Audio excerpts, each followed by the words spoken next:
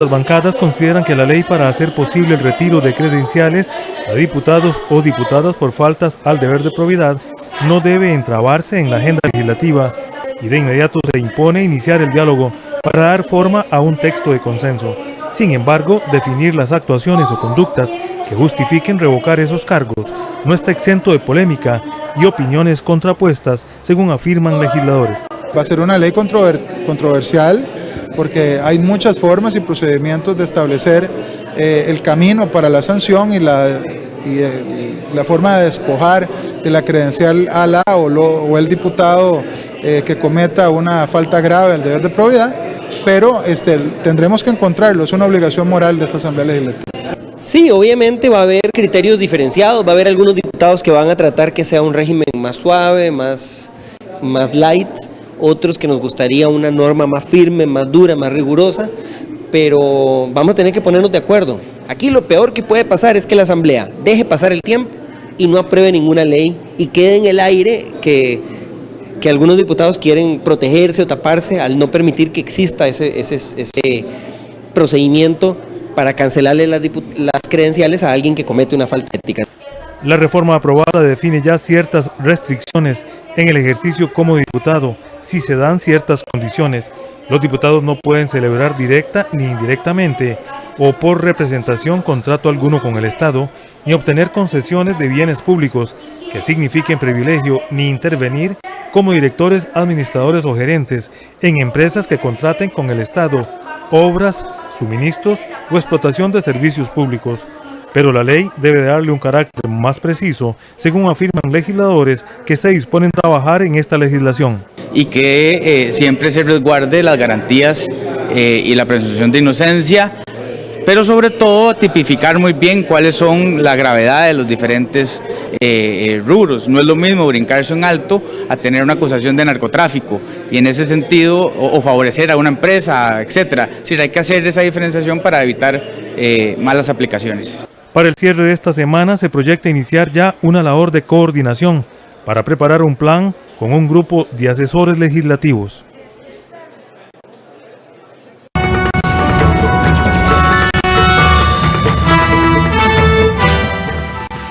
Y precisamente para ampliarnos sobre este tema que veíamos anteriormente, nos acompaña el abogado constitucional don Ewald Acuña para explicarnos un poco sobre este proyecto de ley que fue aprobado el día de ayer o esta semana precisamente sobre la probidad y qué pasará a partir de ahora. Hablábamos fuera de micrófono, don Ewald, que no es un camino tan fácil y no quiere decir que a partir de que se publique la ley en la Gaceta ya los diputados corren el riesgo de perder sus credenciales. Tal vez como abrir un poquito por ahí. Muy buenas noches. Buenas noches. La reforma a la Constitución Política, que es lo que recién se aprobó, lo que hace es incluir un párrafo en el artículo 112 de la Constitución que establece que los diputados deben guardar el deber de probidad y que la violación a ese deber de probidad implica la pérdida del cargo. Sin embargo, la misma reforma advierte que tiene que promulgarse una ley que reglamente esto, que es una ley calificada porque requiere de 38 votos por lo menos. Y entonces, en este momento, la promulgación de la reforma constitucional no pasa de ser una declaración de principio, pero absolutamente impráctica hasta que no se promulgue la ley que vaya a permitir la revocatoria del nombramiento. Don Ewald, precisamente cuál va a ser el procedimiento de ahora en adelante. Y aquí hay un tema muy particular y es que en este caso se requiere de 5 debates y no de 2, que es lo normal. Eso era para la reforma constitucional que ya se aprobó. Para la ley que implementa esta reforma constitucional se requiere únicamente 2 debates y no se requiere trámite calificado. Lo que se ocupa ahora es que los diputados se pongan de acuerdo en generar un proyecto de ley que establezca 3 cosas. ¿Cuáles son los hechos o las conductas que se van a calificar como violatorias del deber de probidad? ¿Cuál es la escala de sanciones? Porque efectivamente no puede ser que toda violación al deber de probidad implique la revocatoria de nombramiento. Y por último, si van a aplicar, que es lo que uno pensaría, las mismas normas que se han venido aplicando del Reglamento de Orden y Dirección y Disciplina de la Asamblea para la revocatoria de nombramientos de magistrados de la Corte Suprema de Justicia, que sería, digamos, el trámite normal para los diputados a los que se les vaya a revocar el nombramiento.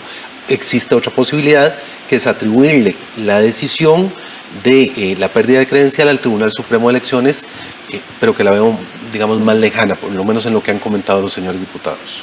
Don Ewald, desde 1949 nunca se ha visto un caso de que un diputado pierda su credencial. Estamos en el 2018, han pasado muchos años.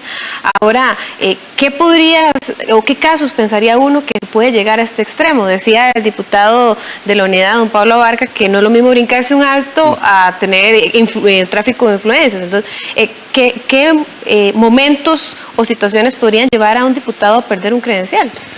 Va a ser parte de la definición que tengan que hacer. Pienso yo que los diputados tienen que tener cuidado de no pretender penalizar la ley. Me explico. Para los casos de delitos está el Código Penal, está la Ley contra el Enriquecimiento y la Corrupción, de manera que en esos casos se puede levantar la inmunidad y se tramitará en sede penal. En el tema de la ética hay casos que no son delitos, pero que son éticamente repugnantes. Entonces, el tráfico de influencias donde no haya beneficio económico, es decir, hacer favores para un grupo particular o para una persona particular, obviando el interés general, la ausencia de transparencia en las labores del diputado, la ausencia de rendición de cuentas, el abuso de recursos públicos, por ejemplo, casos penosos como el cobro de peajes a empleados o a subordinados, el uso indebido, por ejemplo, que ocurre con alguna frecuencia de las oficinas de los diputados y de los cupones de gasolina que se les entregan para fines distintos a los de la legislación, para fines particulares, políticos, electorales. Me parece que por ahí tiene que ir la discusión y la reglamentación de este artículo constitucional a través de la ley que permita su efectiva aplicación. ¿Podría quedar finalizada esta reforma en esta administración y podría hacerse efectiva rápidamente? Pienso que sí, pero va a depender del buen ánimo y la disposición de buscar acuerdos por parte de los diputados que permitan generar el proyecto de ley y darle un trámite, digamos, normal, pero donde no se traben en discusiones que impidan que se llegue a promulgar la ley.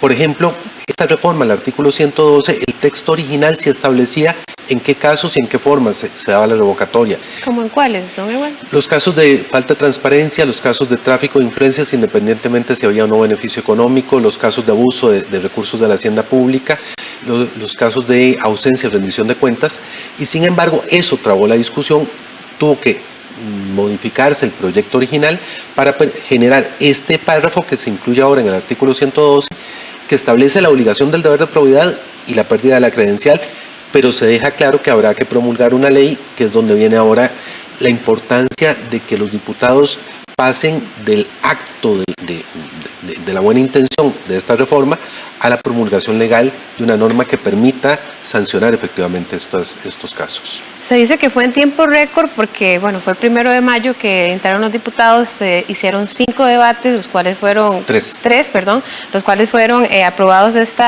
el último fue aprobado esta semana. Sin embargo, es como una aprobación a medias, creo yo. Sin reglamento no se puede hacer mucho ahorita. Yo lo llamo una declaración de principios. Me parece que los diputados unánimemente están diciendo queremos aplicar el deber de probidad, queremos establecernos autosanciones porque es una forma de autocontención lo que están promulgando, pero aquí la opinión pública y la labor de la prensa va a ser importante en darle seguimiento a que no se quede en la declaración de principios, sino que se pase a algo más eficiente y efectivo como sería la ley. Ese es un tema que se ha tratado durante años, sin embargo no se había agilizado, sino es hasta ahora, como lo menciona mi compañera Melissa. ¿Podría ser falta de voluntad el hecho de que no se hubiera aprobado rápidamente desde hace años? Sí, el origen de esta reforma es un voto de la Sala Constitucional que le ordenó a los diputados, a la Asamblea Legislativa, que promulgara un sistema de sanción por violaciones al deber de probidad de parte de los diputados, porque los diputados, hasta el día de hoy, cualquier violación al deber de probidad que no sea delito no tiene ninguna consecuencia, salvo un reproche, digamos, a nivel de opinión pública. Esa solicitud que hizo la sala fue retardada muchísimo y no es sino las circunstancias de finales del segundo semestre del año pasado, donde se cuestiona la participación de diputados en el tema de lo que se ha llamado el cementazo, lo que provoca como reacción en periodo electoral y postelectoral la aprobación muy rápida, efectivamente, de esta reforma constitucional en un afán, pues, de corregir el rumbo. ¿Dónde queda a partir de ahora eso que se dice de la inmunidad de los diputados? Que pueden decir lo que quieran, como quieran, y nunca van a tener ningún Sigue tipo de sanción. quedando igual. Las condiciones de la inmunidad significa que el diputado no puede ser procesado por un delito si no existe un acuerdo de la Asamblea Legislativa que le levanta la inmunidad y además tiene un trámite especial ante la Corte Suprema de Justicia. Por otra parte, existe la indemnidad, que es cuando el diputado lo que manifieste en el plenario o en comisiones con ocasión de sus funciones es absolutamente irresponsable y eso va a permanecer. O sea, el diputado sigue teniendo la protección constitucional de que cuando en el ejercicio del cargo haga manifestaciones que pudieran ser agraviantes, que pudieran ofender a alguna persona, no hay ninguna posibilidad de reclamar ni penal ni civilmente por esas manifestaciones. ¿Podríamos mencionarlo como un hecho histórico, este tipo de ley, en cuanto ya se pueda cumplir? Porque sería la primera vez que ya un diputado pueda ser sancionado por algún delito que haya cometido. No solo por delitos, sino por faltas al deber de probidad. Y es que ahí es donde tienen que tener cuidado, en mi opinión, los diputados de no caer en la trampa de pretender establecer como faltas al deber de probidad únicamente los delitos. Hay faltas al deber de probidad que no necesariamente son delitos. Y entonces la ética es una actitud ante la vida. Lo que se espera es que con el deber de probidad los diputados actúen conforme con la ley y además en función del interés general. En el tema de faltas, ahora que tal vez sí hacemos la diferencia, ¿verdad? En faltas a la probidad y delitos, que usted decía que podría confundirse A ver, las faltas al deber de probidad y a la ética a la que están llamados los diputados no necesariamente son delitos. Usar el vehículo de la Asamblea Legislativa para trasladarse el fin de semana, no para funciones del cargo, sino simplemente para reuniones de carácter electoral, por ejemplo, lo veremos dentro de 2 años que vienen las elecciones de alcaldes, eso es una falta ética que no es delito. Entonces debería uno esperar que en esta ley ese tipo de conductas estén previstas y se sancionen, no con la revocatoria de nombramiento, pero sí con algún tipo de sanción.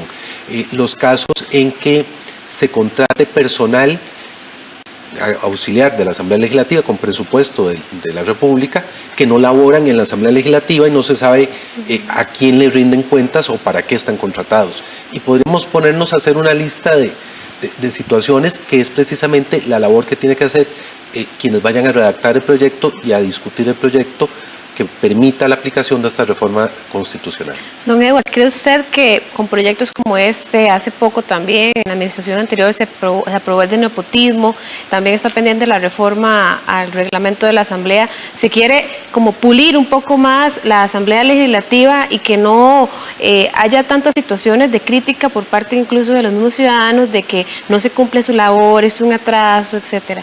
Yo creo que más que de corregir es lavarse la cara. La Asamblea Legislativa es una institución muy desacreditada.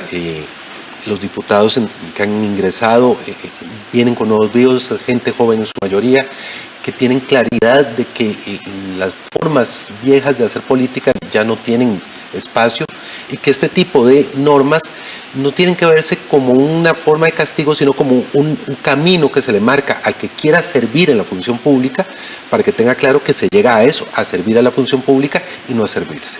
Don Edward, al ser los mismos diputados quienes tienen que redactar esta misma ley, ¿podría existir algún tipo de complacencia? Porque dices, se estarían pues dando la normativa para ellos mismos. Existe el riesgo y esto es inevitable, pero no podemos partir del principio de desconfianza. Me parece que, digamos, la pluralidad de fracciones que hay, lo pesado que se ha convertido el eje ético en la función pública, el control ciudadano a través de los medios de comunicación, van a permitir que se genere una ley adecuada y además hay un órgano asesor que tiene la Asamblea Legislativa extraordinario que es la Procuraduría de la Ética, que sin duda dará insumos suficientes para un buen proyecto de ley. Para finalizar, don Edward, si este proyecto se hubiera aprobado en la administración anterior, algunos diputados hubieran tenido algunos problemas con los escándalos que se dieron. Yo me atrevo a afirmar que algunos hubieran perdido sus credenciales sin ninguna duda y otros hubieran recibido sanciones importantes, que es parte de lo que precisamente tiene que servir de insumo para el proyecto que se tiene que generar. Muchísimas gracias, don Ewald, por acompañarnos en esta edición estelar de Costa Rica Noticias. En este momento hacemos una pausa nuevamente, pero quédese con nosotros, tenemos más información.